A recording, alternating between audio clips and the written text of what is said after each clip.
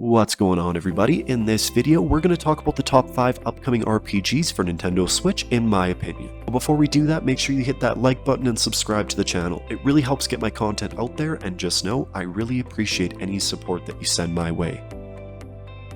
At number 5, we have Nier Automata. Nier Automata is finally coming to Nintendo Switch, which will give us the opportunity to take this wicked hack-and-slash adventure on the go. The game follows two androids, 2B and 9S, who are on a mission to reclaim Earth from the machine lifeforms that now inhabit it, and along the way they'll uncover long-forgotten truths about humanity. The game has some pretty intense fighting scenes, tough boss encounters, and a deep emotional story to uncover. I have actually heard that the story in the game is really well done, so if you're a fan of that sort of thing, this just might be the game for you.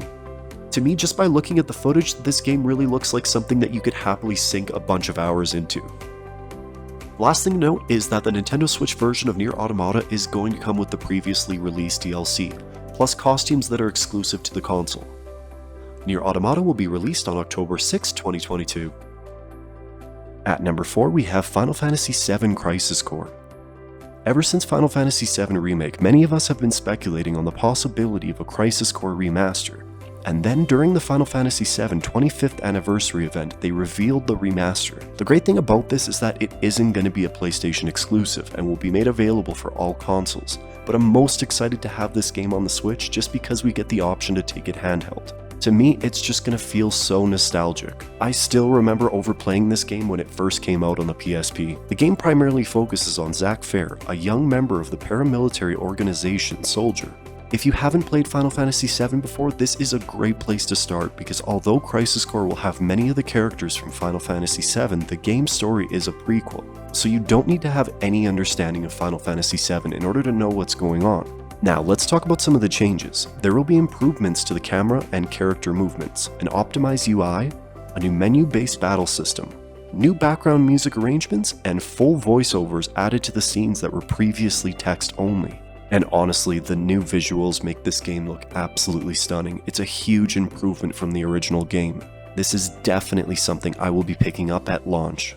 Final Fantasy VII Crisis Core will be hitting shelves on December 13th, 2022.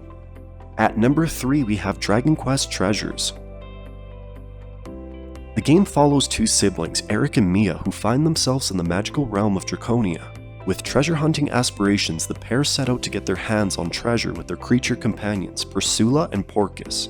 As you try to hunt down riches, you could also team up with monsters in the realm. In this game, you will race over open fields, scale cliffs, and glide over gaping chasms to locate loot, and apparently, tame lots of monsters. By the looks of it, the monsters have abilities that help in the game, so the Draki allows you to glide short distances, or bounce on a slime to reach certain points. So it'll be really interesting to see all the different monsters and their abilities. The game is said to be a prequel that takes place before the events of Dragon Quest XI, and honestly, I think overall the Dragon Quest series is underrated in North America, so I'm really happy to see more games like this. Dragon Quest Treasures will be hitting shelves on December 9th, 2022. At number 2, we have Pokemon Scarlet and Violet. Pokemon is finally going open world. Now, we have seen games where it is sort of teased, like in Pokemon Sword and Shield, or more recently Pokemon Legends. And I guess this game will be building off of Pokemon Legends, so hopefully they will be improving on what was already there.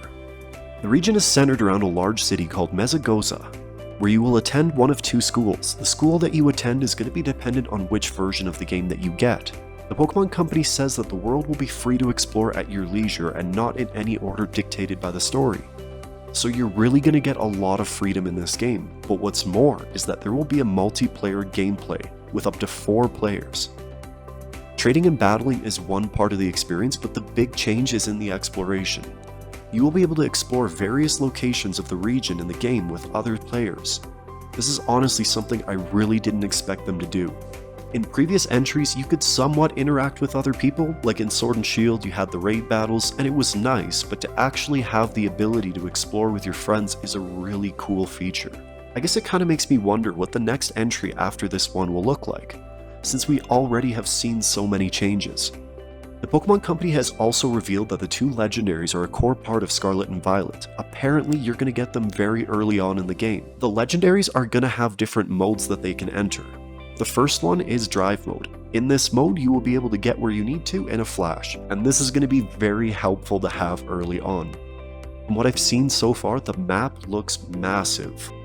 The next mode is Aquatic Mode. In this mode, you will be able to jump into rivers, lakes, and oceans to approach Pokemon that live there. The last one is Glide Mode, where you're going to be able to jump from mountains, towering cliffs, or tall buildings and glide toward your destination.